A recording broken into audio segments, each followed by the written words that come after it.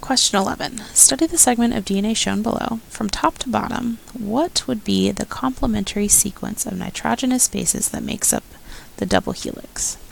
Okay, so remember, complementary just means our pairs. Alright, so we're looking for which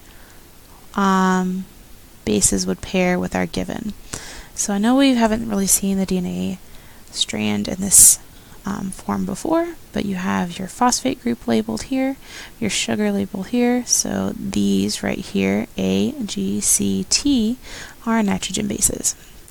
You have on your cheat sheet the phrase apples in the trees, cars in the garage.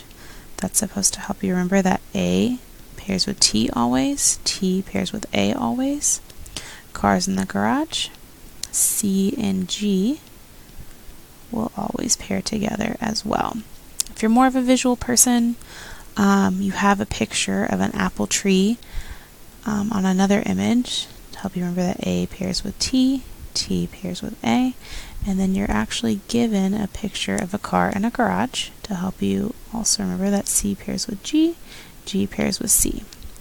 So before looking at the answer choices, since you are given the bases right here, A, G, C, T, I want you to go ahead and draw right next to it that A pairs with T, apples in the tree, G and C, car in the garage, C and G, T and A.